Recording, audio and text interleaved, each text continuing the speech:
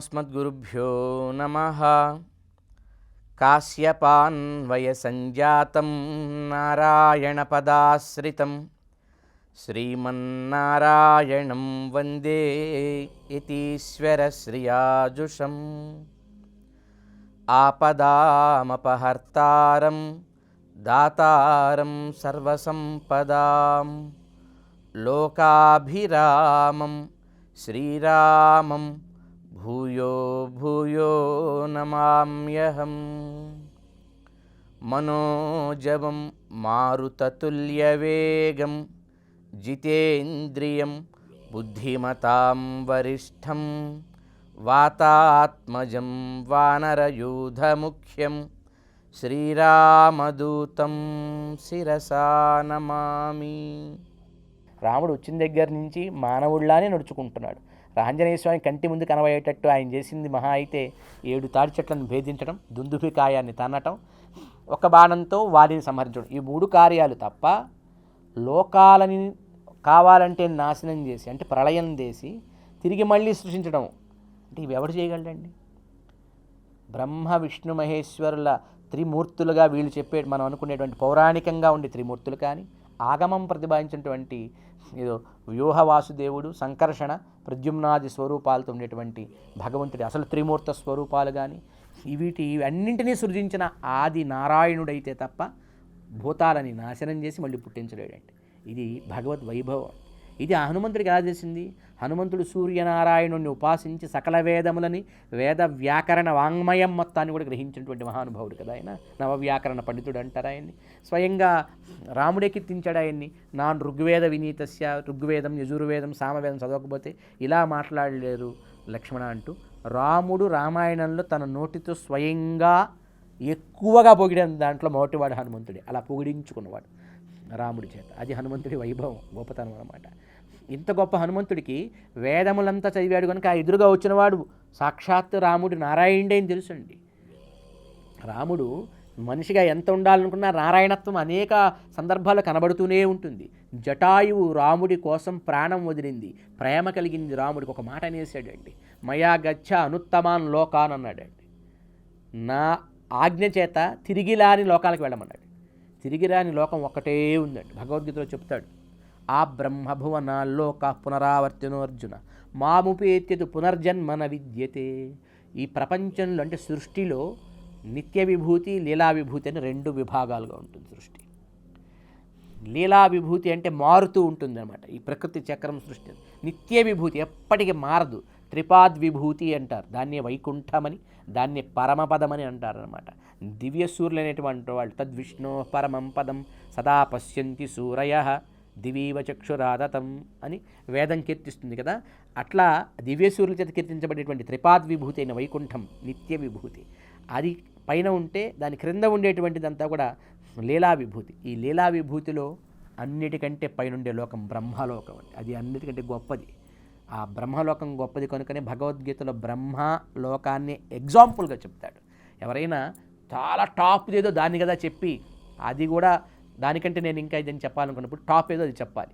అందుకు ఆ బ్రహ్మభువనాల్లోక పునరావర్తినోర్జున, బ్రహ్మలోకానికి వెళ్ళినవాడు కూడా తిరిగి మళ్ళీ కిందకి రావాల్సిందే నాయన కర్మ తీరాక. కానీ మాముపిత్యతు, నా దగ్గరికి వచ్చిన వాడు మాత్రం వెనకరాడు. యద్గత్వా నా నివర్తంతి తద్ధామ పరమం మమ అంటాడు భగవద్గీతలో. ఏ స్థానానికి వస్తే తిరిగి మళ్ళీ వెనక్కి రావాల్సిన అవసరం లేదు. తత్ అది ధామ పరమం మమ, నా ధామం అదయ్యా, పరమధామం అదే, శ్రేష్టమైన తుది, చిట్ట చివరి మజిలి. బ్రహ్మానందరసానుభవాన్ని, మోక్షాన్ని అనుభవించటానికి ఏ జీవాత్మ అయినా చేరవలసిన తొట్ట చివరి మజిలి అది అనేది స్పష్టంగా భగవద్గీతలో చెప్తాడు. అది ఇక్కడ హనుమంతుడు అంటున్నాడు అన్నమాట. అన్నింటినీ తీసేయగలడు తలుచుకుంటే, మొత్తాన్ని మళ్ళీ సృజించగలడు తలుచుకుంటే. అంత శక్తి ఉన్నటువంటి వాడు రాముడని ఇంకొక అద్భుతమైన మాట చెబుతాడు. బ్రహ్మ స్వయం భూశ్చతురానునోవ రుద్రస్త్రినేత్రస్త్రిపురాంతకోవ ఇంద్రో మహేంద్రస్వరనాయకోవ త్రాతుం న శక్తా యుధి రామవధ్యం. నాయన నీ మనసులో ఒక కాన్ఫిడెన్స్ ఉంటుంది అనమాట. ఇప్పుడు ఒక్కొక్కడు చెడిపోవటానికి ఏదో మొండి ధైర్యం వాడికి ఉంటుంది. దుర్యోధను చెడిపోవడానికి మొండి ధైర్యం ఏమిటి?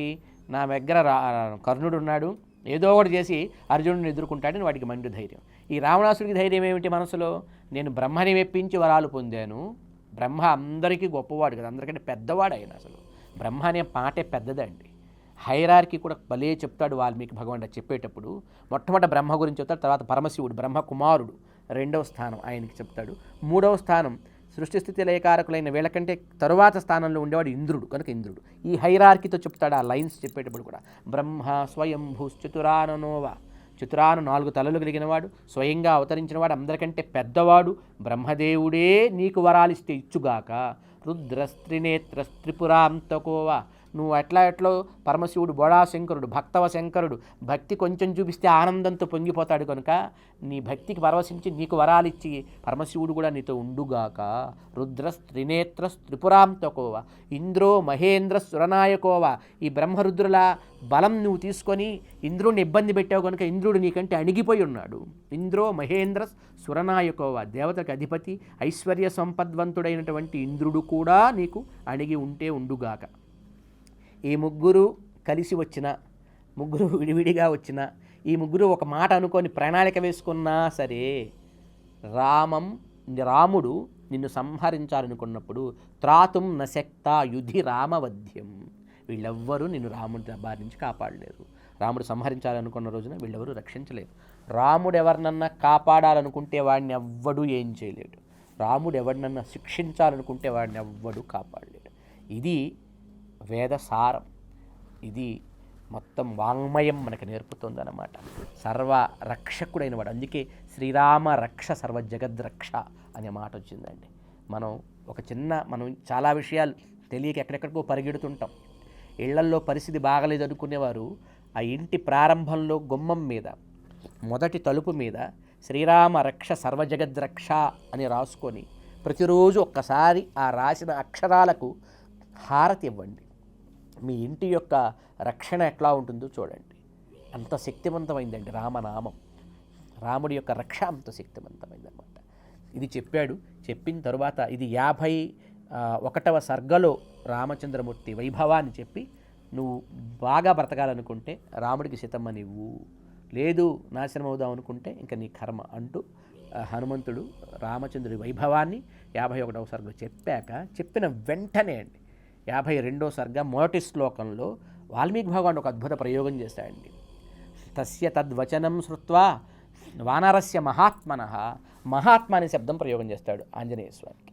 మనం మొదట్లో చెప్పుకున్నాం, ఏ శబ్దాలని ఊరికే ప్రయోగించలేదు, వాళ్ళ గుణాలకు తగ్గట్టే. ఆ రావణాసుడి గురించి చెబుతూ శ్మశాన చైత్య ప్రతిమోయవ అంటాడు. వాడు చాలా భూషణాలు పెట్టుకున్నాడు, అబ్బో చాలా హంగు ఆర్భాటం ఐశ్వర్యంతో ఉన్నప్పటికీ శ్మశానంలో పెట్టిన దిష్టి బొమ్మ ఎట్లా ఉంటుందో అట్లా ఉన్నాడు వాడు. మాష రాశి ప్రతీకాశం, మినుములు కుప్పబోస్తే అవి ఎలా ఉంటాయో అట్లా ఉన్నాడు. అంటే గుణప్రధానం కదా మనుషులంతా. ఆ గుణాలన్నింటినీ ఎవరికి ఏ శబ్ద ప్రయోగం చేయాలో అది చెప్తాడు వాల్మీకి భగవానుడు. ఇక్కడ హనుమంతుడిని అంటాడు మహాత్మా అంటాడు. అయితే ఎందుకు మహాత్మా అన్నాడు ఇప్పుడు హనుమంతుడిని వెంటనే అంటే భగవద్గీత చదవాలి. మనం ఇంతకుముందు అనుకున్నాం కదా, భగవద్గీత లక్షణ గ్రంథం అండి. భగవద్గీత పెట్టుకొని రామాయణం చదవండి, రామాయణం కరెక్ట్గా అర్థమవుతుంది. భగవద్గీతను పక్కన పెట్టుకొని భారతం చదవండి, భారతం కరెక్ట్గా అర్థమవుతుంది. భగవద్గీతను పక్కన పెట్టుకొని భాగవతం చదవండి, ఖచ్చితంగా భాగవతం ఏముందో అర్థమవుతుంది. ఎప్పుడైతే రామకార్యం కోసం బయలుదేరాడో హనుమంతుడు, సూర్యుడు వేడిగా ఉండటం తగ్గించుకున్నాడు. వాయువేమో రామకార్యాన్ని సిద్ధించడం కోసం అని చెప్పని శిశియవేచ వాయు రామకార్యార్థ సిద్ధయ్యే అని ఇతడికి అనుకూలంగా వీచింది. ఇక్కడ అగ్నిమో తన ధర్మాన్ని పక్కన పెట్టి చల్లగా అయ్యింది. అంటే రామ ప్రభావం ఆశ్చర్యమని హనుమంతుడు అనుకుంటాడండి. ఇప్పుడు ఎంత ఆశ్చర్యం కాకపోతే సముద్రంలో కొండ బయటకు వచ్చి నీకు హెల్ప్ చేస్తానంటావేంటి?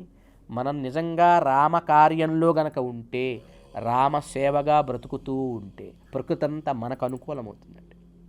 అందుకే ఏ రకమైన ఆర్థికంగానో లేకపోతే హార్దికంగానో ఏ రకమైన పీడలతో గ్రహబాధలతో ఎలా ఉన్నా సరే రామాయణ పారాయణ ఏ ఇంట్లో జరుగుతుందో అక్కడ అవన్నీ పటాపంచలు అవుతాయి. For more videos like this, subscribe Big TV channel.